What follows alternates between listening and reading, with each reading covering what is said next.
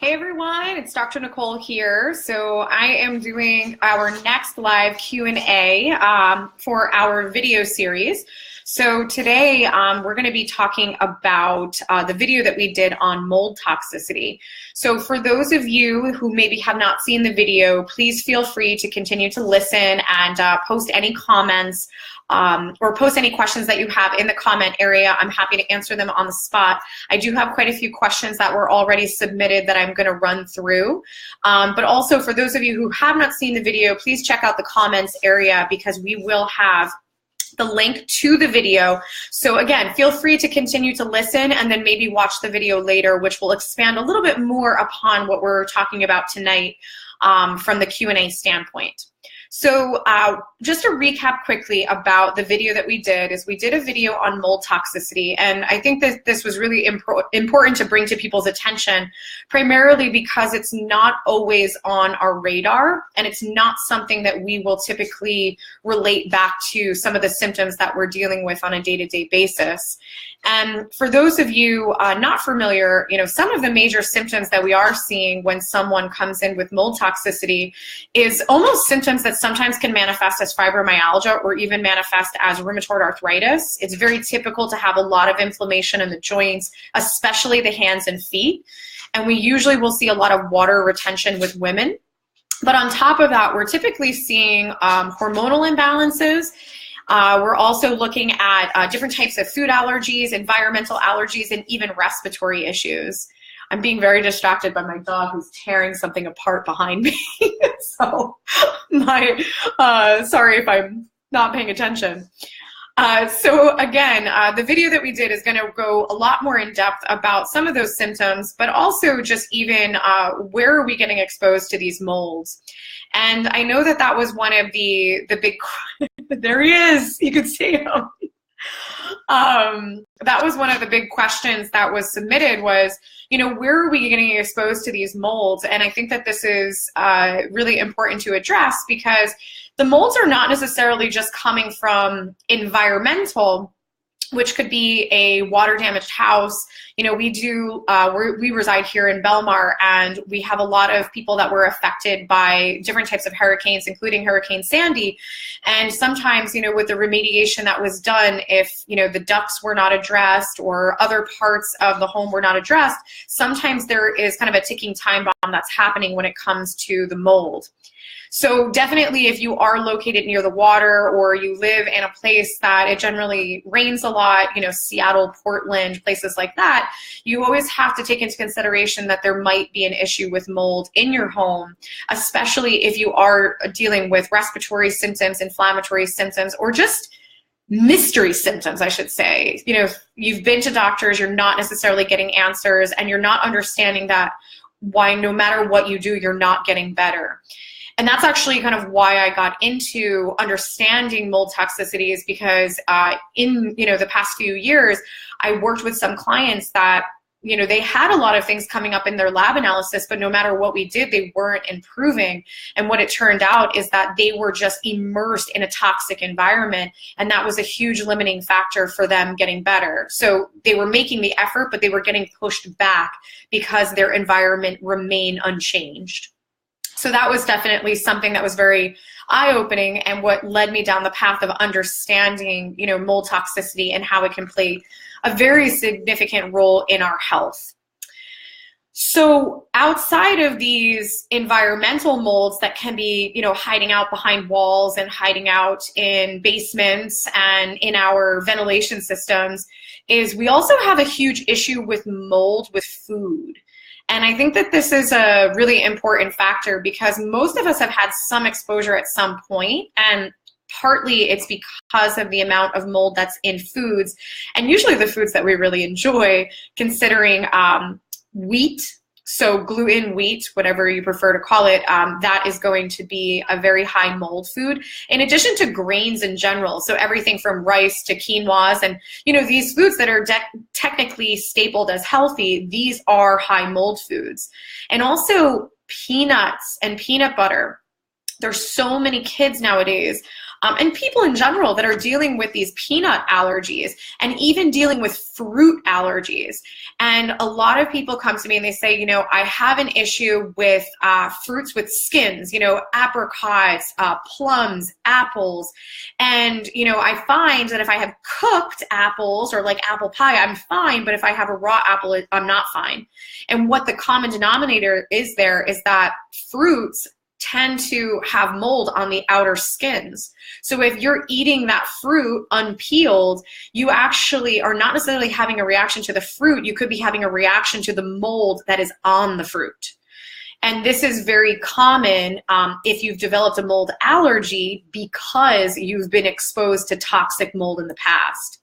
So fruits are definitely part of the puzzle. I'm not advising anyone to not eat fruit necessarily, but it does give you clarity if you have been, you've presumed that you are allergic to fruit specifically that has skin. So peanuts, peanut butter, very, very high in mold as well, which is, again, you're probably not having necessarily an allergy to the peanut. You might be having an allergy to the alpha toxins, which is the toxic mold on the outer coating of the peanut. So again, foods can definitely be playing a role. And then also if you're a blue cheese, gorgonzola cheese person, or just like aged cheeses, those are also going to be high in the mold category. And wine as well. I hate to be the bearer of bad news, but wine is also something that it has a lot of sugar, number one, but it also goes through a very specific fermentation process, which can also increase some of the molds that can be in the wine as well. So these are all different things to take into consideration when it comes to the exposure. It's, again, not always about the environment. It can also be what you're eating. So one of my other big questions was, what are some of the big tests that you can use in order to figure out if mold is playing a role? So number one is you do want to look at inflammatory markers. Those of you that maybe have been working with a rheumatologist and, you're always having these different inflammatory markers coming up high, that might be a sign that you have mold exposure. Don't get me wrong, it's not a definitive, but obviously you're having, my dog is just eating everything out of the garbage. So you might be having an inflammatory response to a toxic mold environment. So Dr. Shoemaker is one of the big guys that really has done tons of research on mold and what he calls it sick building syndrome, and one of the big things that it causes is chronic inflammatory response syndrome. So there is a huge component of inflammation, again, with this mold exposure.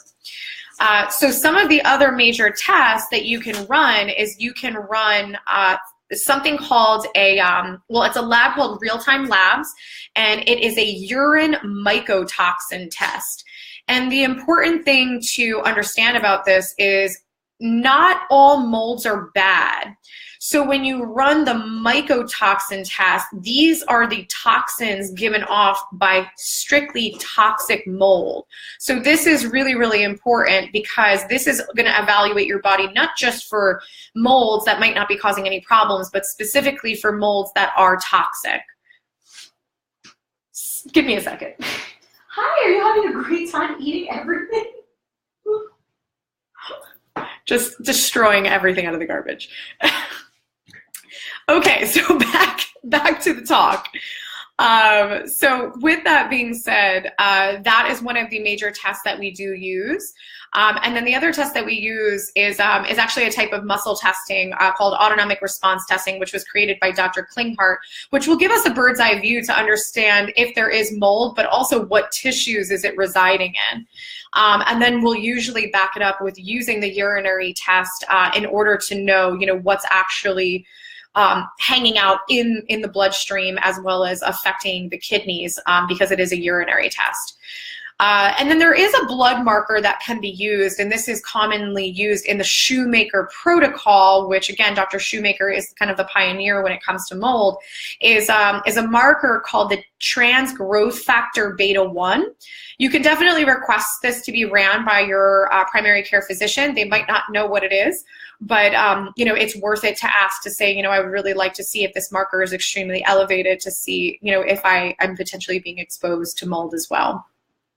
The other thing too is you don't always have to start with testing yourself. You can also test your environment. But the traditional tests that are used, especially upon like home inspections, are air quality. And I always try to explain this to my patients. This is really important for you to know, is that, again, not all molds are bad. So if you're trying to test the air quality of the air inside of your home versus air outside, and you're just comparing the abundance of mold, you're not always going to get a very clear picture, because the abundance of mold is not what matters. It's the abundance of toxic mold that matters. So real-time labs, the same lab that does the urinary test for people, they actually do a mycotoxin swab kit. And this is really, really helpful because you can actually take your vacuum through your home, pick up on all the dust, and that's actually where the mold spores hang out, is in the dust. So you take your vacuum through your home and then you swab your vacuum filter, and you're able to get a reading to know if there is toxic mold in your home. So this is extremely helpful for deciphering, you know, is there non-toxic or non-harmful molds, or is there truly toxic mold in my home? So again, real-time labs is one of the best labs to use to really get that clarity around, is it in your home, and also is it affecting your body? So one of the things I briefly mentioned in the start of this talk, and again, for those of you just joining in, please make sure to write any comments or with any questions, and I'm happy to answer them as we go. What are the most common symptoms that is associated with mold? And this varies, and this is so important because when I speak to someone who comes to see me and they're like, well, I don't understand how this could be a problem because nobody else in my family or in my household is dealing with this. This is so important because every person can be affected in a different way. I will look at a family that are all living in the same environment, and we'll have maybe one family member that's dealing with respiratory issues. Maybe they've been diagnosed with sinus issues, or they've been diagnosed with asthma. And then I deal with another family member that's actually dealing with, you know, joint pain because of all the inflammation that's happening. And then another family member is actually dealing with hormonal issues. And this is something so, so significant because one of the primary things that the mycotoxins do, again, the toxins given off by harmful molds, is it affects your pituitary gland, which is the gland in your brain that controls your entire endocrine system. And it's very interesting that it impacts males and females quite differently. So mold in females can actually raise estrogen, drop progesterone, which will then create PMS symptoms. It can even create an irregularity in periods. The longer that it goes on, it actually then starts to raise the testosterone levels. And what women might see is odd hair growth, which is always fun as a woman. The dog is just like doing whatever he wants. So you might start seeing hair growth.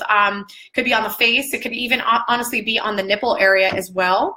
And then that could eventually lead to cysts on the ovaries as the testosterone continues to stay high. So that's usually the cascade effect that's going to happen with women. And with males, what we typically see is actually a drop in their testosterone. So some men, they find out that their testosterone is really low and they go on hormone therapy, and their levels will raise, but as soon as they come off of the hormone therapy, it drops right back down because the underlying problem hasn't been fixed, which is the mold toxicity. So it is very interesting how much it actually impacts the endocrine system and the hormonal system of people. It definitely can have implications in the respiratory system. And the other big things we start seeing is seasonal allergies. And I always ask people, you know, when do you see your allergies kick in? And we call them seasonal, but at the end of the day, if you really think about it, it's when our heat and our air conditioning kicks on, fall and spring. So sometimes we're dealing with these mold issues that are hiding out in our ducts. They're hanging out in our HVAC systems. And as soon as we start turning on our heat or turning on our air conditioning, we start to actually feel symptomatic. And it's because all of that dust with the mold spores is blowing around. So this is definitely something to take into consideration if you are someone who deals with seasonal allergies, or you're just dealing with allergies all year round as well.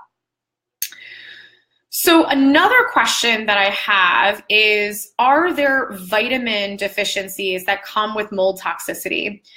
And the primary reason there would be deficiencies is because mold has a tendency, or toxic mold has a tendency to affect our liver and gallbladder. So the primary things we're going to see on blood work is we're going to actually see different levels with our liver enzymes. Not all the time, sometimes. So we might see inflammation in the liver. We will most likely see high cholesterol. We will also see maybe changes in our bilirubin, which has to do with our gallbladder. Or we might be a person who has a history of gallstones, or we've had our gallbladder removed. So there's a lot of issues that can show up in the liver and gallbladder area. And what will happen is you'll become deficient in a lot of your fat-soluble vitamins, vitamin D included. This was such a mystery to me before I knew about mold. And what was happening is every single person I tested was so low in vitamin D. And don't get me wrong, we do live in New Jersey, and we deal with the winter, and we're not always out in the sun, especially in the winter months. So that's a contributing factor. But I was supplementing people with vitamin D, and their levels were not changing. And I found that so interesting, and it usually resorted to a major gallbladder issue, which was primarily being caused by the mold congesting that organ and not allowing them to absorb their vitamin D.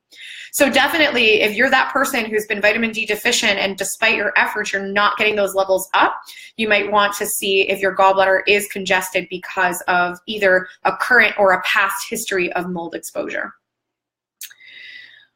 So another one that we already touched on was how to test, our environment. And again, that real-time labs test is a great option. It's called the environmental swab kit, which will really give you that clarity about the toxic mold. And another one that we have here is what supplements can be helpful in the detoxification process. So I don't always love to give supplement recommendations, without knowing the person, but something that is actually really safe when it comes to mold is utilizing something called Zeobind, which is like a zeolite powder. You can also go the route of something called bentonite clay. You can use activated charcoal, and you can also use chlorella. So the biggest thing with mold is you want to use binders, binders, binders. So those are really the top options. So the binders are, again, chlorella is super safe. Chlorella is also very safe if you are a woman who is breastfeeding. Zeobind, as well as activated charcoal and bentonite clay. The biggest thing that I would say about these is absolutely be picky. Make sure you are getting organic. You are getting it sourced from a good quality place. These clays are binders. So if they were grown in toxic soil, or not grown, but they were sourced from toxic places, then you are going to be consuming a binder that is already toxic. So please make sure that you are getting good quality sources. Just always look for, organic, and make sure that with chlorella and the Zeobind, I highly recommend a company called BioPure. They're very, very good for the sources of those products. Another thing that was asked was, what about foods? What are the foods that are going to be the best? So because we have such an issue with liver and gallbladder dealing with mold, some of the best foods that can really start cleaning up those organs is actually beans. What I mean by beans is going to be black beans, kidney beans, garbanzo beans, beans that are going to give you soluble fiber, which is going to act as a binder as well. The thing is if you are eating beans and you're finding that you're getting really bloated, you have a bacterial issue in your gut, so it's probably not in your best interest to use that. But beans can be a great source if you can tolerate them. And the other thing is cruciferous vegetables. This is going to be your kale, your Swiss chard, your broccoli, your cauliflower, kohlrabi, arugula, spinach. The category is very, very large, but those are going to be some foods that are really, really amazing at helping to clean up the liver and the gallbladder as well. So those are things that you can easily use to get started and start cleaning up those organs. But the other big thing to know about mold, and the longer you were exposed to it, the more you have to start taking into consideration, have your lymph nodes been affected? And what I mean by lymph nodes is like when you get sick and all of this hurts, those are all lymph nodes. You have lymph nodes everywhere in your entire body. But once your lymph nodes become congested, you become a big ball of inflammation, and you also become very, very tired. Stagnant lymph nodes is one of the driving forces behind chronic fatigue. So one of the things that I always take into consideration when I'm working with somebody with mold is please make sure that we address their lymph. And one of the ways to do that is infrared sauna is one. We also use our ionized foot baths and hand baths, which is another way to drain out the lymph nodes. And for those of you that are just trying to do things at home, a rebounder, which is a mini trampoline, using that 10 minutes a day is another great resource for getting everything moving and getting your lymph draining again. So some of you might be like, I don't understand what lymph is. Like, what does that even look like? If you're a person who doesn't sweat, you have congested lymph. So this is extremely important for you to get this moving, because your lymph is a major part of your immune system. It's a major part of detoxification. You need to have a healthy lymphatic system in order to be healthy in general. So if you don't sweat, that's your first sign that you have congested lymph. And also if you get a lot of neck pain and you press and it feels almost like spongy, that is another sign that you have lymph issues. So same thing with the women with breasts. If your breasts kill you around your period and you feel like almost even feels like a little lumpy, but then it goes away, that is lymph as well. So these are things to take into consideration because you need that system to be healthy. You need that system to be working properly. Okay, let's see if I missed anything. So one of the big ones is, what are steps I can take to protect my family from mold toxicity? So number one is I personally have rented for a long time. And when I rented, it was really tough because if I realized there was a mold problem, it was like, what was I going to do? It's not like I was going to do remediation or anything like that. Or if there's a problem in your work environment. One of the things that I highly recommend is a air purifier. The top two things that I highly recommend is going to be, one is Molecule. Molecule, it's spelled Molekule. So this is a unit that eradicates molds out of the air. It actually has two components to it. It's a filter, but then it also has a infrared technology that eradicates molds and other compounds out of the air. And then there's also an Austin air purifier. So those are really like the top two companies that you can use. So if you are someone who rents, or you're in a temporary home, or even you have an office that you kind of feel like there might be a problem, but you don't want to, stir the pot essentially, just get yourself one of these air purifiers. They're mobile, you can take them with you. So that is something that you can definitely use to start cleaning up the air quality of where you are. So that's definitely been extremely, extremely helpful tool. Obviously, if you think that there is a really big problem that is really affecting your health, work with your primary care physician or work with IWG in order to get the clarity, get the testing, and then also at that point, it could be, you can have a medical necessity to either be moved from your office, relocated, get out of your lease. These are things that we do all the time because, sometimes the environment is bad enough that it is creating significant symptoms for people. So we're very, very big on making sure that we can obviously get people out of these environments, because if you try to heal and you're in the environment, you're going to have a lot of push-pull. And you really want to make sure that you can take away what the primary root is, which is obviously the toxic environment, and then allow people to continue on their healing journey. And actually, I should kind of elaborate a little bit more on that. Is I have worked with patients in the past, and they've said, well, we found the mold in the house, so I'm done. I don't need to do that because I'm just going to clean up my house, I'm going to remediate, and we're going to call it a day. So with that being said, that's not always how it works. And this is something that I have to talk to a lot of my patients about, because it depends on genetics. So someone can live in mold for, say, a month and get out and have problems that persist. And then there's other people that can actually live in mold for a year, get out of the environment, and be fine. Their body can bounce back. So this has a lot to do with your detox pathways, and it has a lot to do with your genetics, which plays a role in your detox pathways. So this is very, very important to consider. Is it's not always about getting yourself out of the environment. If your lymph nodes are affected, if your liver is affected, if your gallbladder is affected already, you're going to need to actually do some level of detoxification. So it's not always just about cleaning up the environment. Sometimes you do need to still go forward with getting the body to a better place. So my husband, Dr. Nick, is correcting me. Molecule works off of UV light, not infrared. Thank you, Nick. And thank you, Jamie, for the wonderful comment. I appreciate it.